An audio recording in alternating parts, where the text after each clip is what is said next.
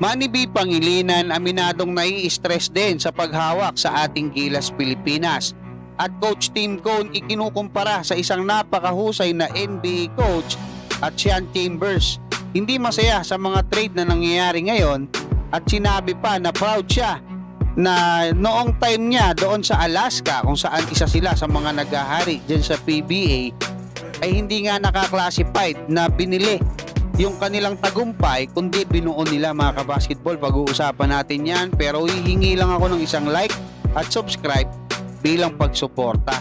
Dito nga mga kabasketball sa ibinalita kanina ng One Sports ay binahagi nitong bagong import ng Barangay Ginebra na si Tony Bishop yung kanyang napakalaking pagrespeto at yung papuri dito nga kay Coach Tim Cone at kinumpara pa nga sa isang Hall of Famer na NBA coach na si Greg Popovich ng San Antonio Spurs mga kabasketball. Ayon pa nga sa kanya mga kabasketball, eto raw si Coach Tim Cone at etong si Greg Popovich ay magkaparehas kasi nga nakapag-train din pala siya ng 2 linggo under nga dito kay Greg Popovich at sinabi niya nga na pagdating daw sa laro no, sa mga method, doon sa game plan, doon sa mga plays, sinisigurado nila na nandoon ka sa tamang pwesto.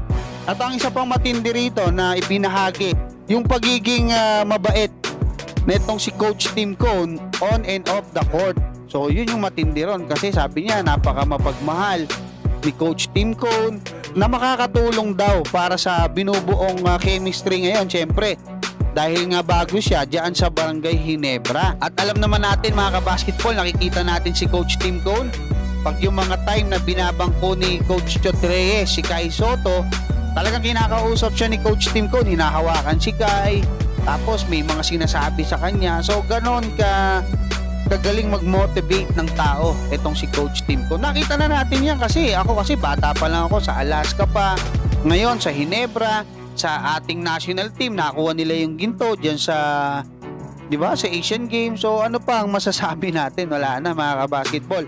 Dito naman sa naging balita ng Billionario.com ay inamin ni MVP na yung pagmamanage ng mga sports team kasama na nga syempre itong ating Gilas Pilipinas nakaka-stress din gaya ng business. Nakaka-stress kasi sa business automatic nakaka-stress yan lalo na sa malalaking kumpanya, di ba? Kasi mayroong labanan diyan.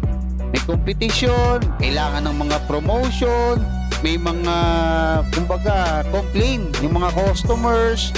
Di ba? Alam naman natin yan, napakaraming mga detalye niya, may mga empleyado kang pinapasahod. Ganun din daw sa pagmamanage ng mga basketball teams kasi alam naman natin na napakaraming hawak nitong Ateneo ni MVP no. Una na nga dyan yung Ateneo, San Beda, tapos yung mga kupunan niya pa dyan sa PBA, TNT Tropang Giga, di ba? Tapos sa kanya rin yung dyan, yung Road Warriors, yung NLEX, sa kanya rin yung Meralco Bolts at siya rin yung nagpopondo sa ating Gilas Pilipinas. Pero kahit na nga ganun, sinasabi niya na hindi mapapalitan yung saya na naidudulot pagka nananalo yung ating Gilas Pilipinas, especially sa ibang bansa no. Nabanggit niya doon sa Spain, sa Beijing na winawagayway yung watawat ng Pilipinas at lalo na syempre dito sa China sa kakatapos lang na Asian Games. So hindi may pagpapalit yung gastos doon sa saya na naidudulot nito sa ating mga Pinoy basketball fans. Actually nagpapasalamat din tayo kay MVP. Sa ibang balita naman mga kabasketball, nitong nakaraan ay ibinalita ng Spin.ph. Loadin natin to no. Ito yung import ng Alaska that time nung kinukwento ko na nag-Grand Slam sila, lagi silang nananalo at sinabi niya nga na yung team daw na yon ay hindi maika-classify na binili kundi binuo, pinagpaguran. At nabanggit niya pa nga rito bagaman yung ibang mga players nila, 'di ba, ay galing sa trade no, gaya nila Jojo Lastimosa, Bong Hawkins, Kenneth Torrentes, pero sila Johnny Abarrientos, Poch Winyo, sila Jeffrey Carriazo na-maintain nila yan, na-drop nila, 'di ba? Drafted players.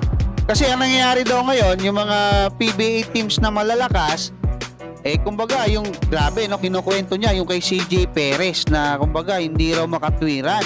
Paano niya nasabi yun? Kasi ito nga si CJ Perez, alam naman natin na napakahusay, galing pala yan ng Terra Firma. Ngayon, itinrade dito nga sa San Miguel, 'di ba? So, ano nangyari? Kahit nga napakaraming kapalit niya, sila Matt Ganuela, sila Roser, si Scotto, 'di ba? Hindi matatawaran yung galing netong si CJ Perez. Alam naman natin na si CJ Perez, kumbaga, yung potential niya, kumbaga superstar, sabi pa nga netong si Sean Chambers. So, yun yung dahilan mga kabasketball. Bakit ibinibigay ng Terra Firma yung kanilang pinakamahusay na player doon sa napakalakas na team na.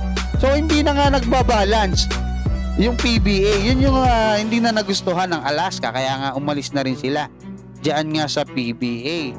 Hanggang dyan muna mga kabasketball. Maraming salamat at God bless sa inyong lahat.